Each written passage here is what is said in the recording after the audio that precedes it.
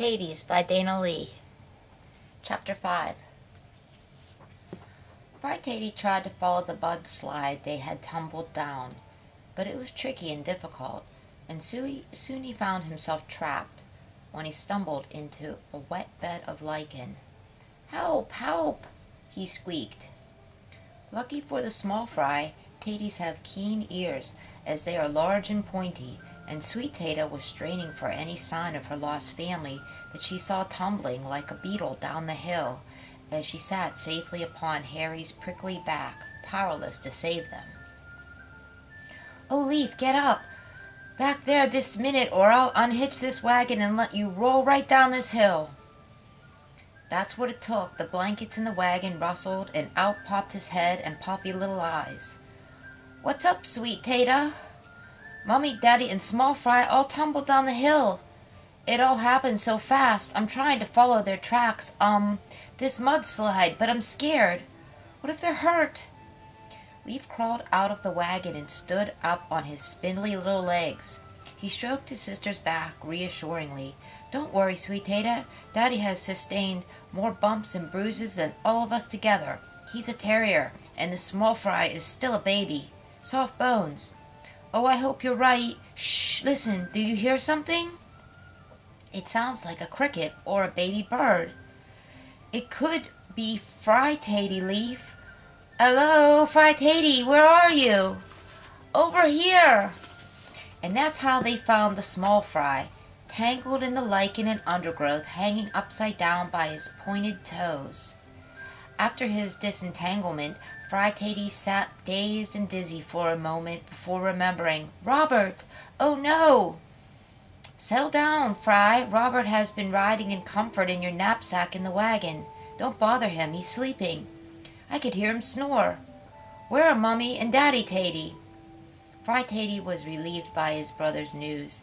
He couldn't remember where his knapsack had been before falling, and he was consumed with worry over his beloved caterpillar while strung up like a fiddle in the lichen. Things were looking up. Fry Tatie was not the smartest Tatie, but he was optimistic as a new penny. He was also in good condition considering the fall. Some bumps, but mostly just dirty. This seemed good to his Tatie sibling, who were concerned that their parents might be very hurt. "Follow me," squeaked the Fry, and he took an uneasy step forward. Sweet Tata thought he looked just hatched and asked, "Fry Tatie, are Mummy and Daddy all right? Are they terribly hurt?" "Not terribly." Ride in the wagon for a while, Fry. Let Harry lead us down. He has a nose for it." The Small Fry gladly climbed in next to Robert, snuggled in his knapsack. It was still warm from the lazy Leaf Tatie. "I'll just keep it warm for Mummy and Daddy." Harry picked his way gingerly down the hill. It was still raining. "Keep your eyes wide for Daddy's new walking stick. He lost it in his fall, and I told him I'd find it." This was not an easy thing, even for a Tatie, as the undergrowth was becoming a thick muck due to all the rain. The worms liked it, but Taties dislike worms immensely. Fry was also wondering about the fairy that had distracted him. He had never seen a lovely flying creature such as she before, not head on. He believed them only to be shadows when his eyes became too dappled by the sun. That's when he saw her again, with delicate little wings like a cabbage leaf butterfly. Her hair was long and glossy and shone. She had a fine face with milky skin and perhaps green eyes. Fry had never seen eyes as hers and skin. Taties have very brown, fuzzy sort of arms and legs, very long and bony. She seemed to wear a little dress, the sort of same gossamer material as her lovely wings. She nodded to the Fry and pointed her little hazel wand towards a patch of devil's ivy near a rather large green stone. Then, as before, with a glimmer, she was gone. "Stop! Let me out!" And the Fry climbed out of the wagon and scrambled through the ivy where the Fae had directed. "I can't see him, can you?" "Hello, Fry Tatie, don't get lost," Sweet Tata called. "I wish I had a rabbit," Fry Tatie squealed back, but he had found the walking stick without one. It was beautiful, Fry Taty thought, carved lovingly all the way down with peonies and dove, garlands of gems. The stick might be some tinder to a big person, but to Fry Taty it was something rare and magical. It seemed to be charged with something of sorts, and it made Fry Taty feel quite powerful. So much as when they found Mummy and Daddy Taty shivering beneath the leaf of a May apple, they bandaged them with their magic brownie bandages and packed them in the wagon. Fry Taty followed, donning Daddy's gnome-made walking stick. Chapter 6. The Taties had been coming to Spring House for generations to escape the spring floods. It was a fine stone establishment within a forgotten country wall. Forsythia, with their new yellow blossoms, surrounded the wall, and delicate white alyssum crawled round about the cracks of stone, giving the place a Babylonian air. Wisteria laced the top of the wall, hanging purple paper lanterns. There was a single sunken puddle that they had named Taty Pond. There was a cold cellar around the back for milk and eggs. The rain had finally stopped, but it never rained at Spring House because all of it was hidden tight and cozy beneath the drooping branches of a weeping willow. Doves came to cry in the morning, replaced by the lonely whippoorwill by dusk. The first thing that Daddy, Mummy, and Fry did was jump into the greenstone-bottomed Taty Pond for a nice bath. Sweet Tata went rummaging through the packing to look for the fine lavender soap that she had made last autumn. "Here you are. Scrub up. In the meantime, I'll wash up those clothes." There was another smaller basin that caught water from the willow boughs where the Taties did their washing. It had a fine white stone to rub the clothes against, and afterward she hung them from a willow branch to dry. The Taties were having fun, bobbing in the little pond when Fry said, "There's a fish in here." Daddy was feeling better now and looked at him skeptically. "There are no fish in here." "There is. I just saw a little pink and white fish's tail." "There have never been fish in here, Fry Taty, I assure you." "Well, let's go in and clean up so we can get ready for supper," said Mummy. Sweet Tata brought out some clean white towels for her parents, bandaged Daddy's bumps and bruises again, and swept out Spring House with a little straw broom that Mummy had made of meadow sweet grass. But when she reached the far bedroom where she slept, she left out a peep. "Sweet Tata!" Mummy was concerned, for while Sweet Tata was sweeping, Mummy had noticed that the cold cellar had been robbed of nuts and dried berries. Sweet Tata come running for her parents. "Mummy, Daddy, there is somebody in my bed." "Probably your brother," said Daddy, imagining his eldest lazybones. "No, he's got a gray fur coat." "A squirrel. I knew it. He stole our storage, our supper. Good thing I brought some cakes and cheese along," Mummy cried. "Dag-nabbit, give me the broom, Sweet Tata, and clear the way." Bravely, Daddy Taty went in and faced the squirrel alone. "Get out of here, you freeloader! Don't ye snicker at me. It's springtime. Get ye home in the tree."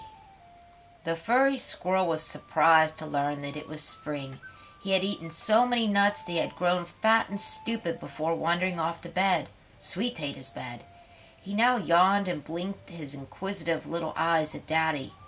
He disliked landlords, even strange little ones as this, so he scurried from the warm bed and out the back door. Chapter 7. Meanwhile, Fry Taty ignored the commotion coming from the house. He had indeed stayed in the pond, as he was still searching for the magical fish he knew he had seen. Holding his breath as well as he could, he ducked and surfaced his head with a Taty puff, for it was not his nature to do so. Finally he grew dizzy, took a deep breath, and was just about to give up when something splashed smack dab in his face. "Hey!" he squeaked and sputtered. "Who is that? Who's there?" Then he felt something cold and slippery wriggle between his legs and let out a peep, for he thought it was a water snake when a beautiful little girl bobbed out of the water, unannounced. She just looked quizzically at the frightened little Taty, then disappeared back into the little Taty pond. Fry then began feeling about the shallow pond, wondering if it was another fairy. The Taties sat down to a meager little supper after a very trying day. They said grace and were thankful for the mooncakes, crumbles of goat cheese, and the elderberry wine that the squirrel, who was known about Spring Hill as Graybeard, had not plundered, because Mummy Tata had always hidden some away in the hidey hole underneath the far corner of the kitchen. Fry Taty wanted to tell them about the fairy girls, but he felt funny, and all he could do was a hiccup. Mummy had tidied up the dusty bedrooms. Sweet Tata's room was the worst because Graybeard had torn up the pillows and packed the stolen nutshells into the empty pillowcases and left an open jar of pumpkin butter in the bed. They all fell asleep quickly to the sound of crickets and loons. Fry Taty was wondering about the girls, but was not able to keep his eyes open. He did awake early before everybody else and went back out to Taty Pond, and there she was, sunning herself on the green stone. She had a lovely pink and white fish's tail from the waist down, pearly white skin, long glistening hair with bits of violet blossoms, and big wide eyes. If there's one thing to be said about Taties, they can be quiet, and at the moment Fry Taty was downright sneaky, hiding behind a stone and peeping. Mermaids, however, have acute senses, and somehow she knew she was being watched, and dove into the water in a flashing roll. "Wait!" Fry Taty cried, and ran out to see where she could have gone. He couldn't figure how she could possibly hide in the shallow pond, so he figured he'd have to try again himself, and dove down after her. However, in his excitement, he bumped his head on the bottom green stone and went all limp as a noodle. Unbeknownst to any of the Taties, there was, in fact, a small opening at the bottom of their pond, closest to the old stone wall, and from there were narrow canals and catacombs that ran in rivulets beneath the entire expanse of the old wall. Luckily for the small fry, the tiny mermaid was as curious as he, and she lay in wait near the entrance of the tunnel that was unseen amongst the green stone, due to the overhanging asparagus fern curtaining the mouth of the little canal. She couldn't understand why he just lay there, not blowing any bubbles. She was afraid at first to approach him, but then she recalled the little loon had gotten lost like she. The loon told her about the drowners. She now wondered if Fry Taty was a drowner, which he would have been if she had not swum out, pulled him to the surface, and left him there on his fat belly. Leaf was surprised to find his brother bubbling and sputtering, spitting and coughing on the pond stone bank. "What happened to you? Could you bring me a towel?" "Sweet Tata," Leaf called. Their sister was around back, watching the peaceful doves nuzzling together in their sunny nest. Leaf had startled all of them. She started toward his insistent calling. "What the— Oh, Small Fry, what happened? Did you go swimming on a full tummy?" She gathered him up and took him in Spring House, her lazy brother following behind them. Mummy set the fry in front of the fire and fed him some warm broth. "Do you know how we fell down the hill?" Fry Taty whispered, for he was ashamed. "You slipped and bumped into me, Fry. Then I took your daddy down too. Are your bumps ailing you, my sweet Fry?" She kissed his little head and smoothed back his wet hair. "Your daddy's bones are aching, and he stayed in bed late today. Very strange for your daddy." "That's not even what happened. I was startled by a fairy." "Oh, a what? Come now, baby." "Oh, a fairy. What did she look like, Fry Taty?" Sweet Tata exclaimed. "Was she beautiful?" "I bet she was." "She was very pretty. She had white wings with black spots and a magic wand." Leaf Taty laughed, yawned, and rubbed his fat tummy as he stretched out his long legs, stood up, and started for the kitchen door. "You must have been dreaming, Fry Taty. I know those little fairy girls haunt my dreams. Don't worry, Taty, they aren't real." "Are they real, Mummy?" Fry Taty wondered if perhaps it was only the bumps on his head, and he rubbed it. "Oh, I hope they're real." Sweet Tata clasped her hands, smiled, and looked off longingly. "I think it would be wonderful to have a set of little wings." "Well, now, I think there used to be fairies. My grandpotato-ma used to talk about them. She said she saw them when she was just a sprite. She said that they helped her with her chores. But she said that they had all gone away to live in ruined castles across the water and in the dreams of sleepy Taties." Fry Tatey went off to his room that he shared with his brother. He didn't know what to believe. He opened up his knapsack to look for Robert the caterpillar, but all he could find amongst the linens was a tight little bundle of silk. "Robert!" he cried. "Robert, are you in there?" Chapter 8. The spring wore on and became warm. Daddy spent most of his time in bed now, recovering from the fall. Mummy had Spring House swept and sparkling clean. She gathered milk from sweet flowers that crept upon the trees behind Spring House, closer to the lake that lay low. The Taties thought that the lake was the end of the world, because they couldn't see beyond it. There were strange birds there, with red eyes and sad, haunting songs. The time had come to gather berries. Leaf, Sweet Tata, and Fry set off early with 2 baskets each. Harry also had the wagon hitched to his backside. They would gather as many as they could for Mummy's homemade jams and tarts.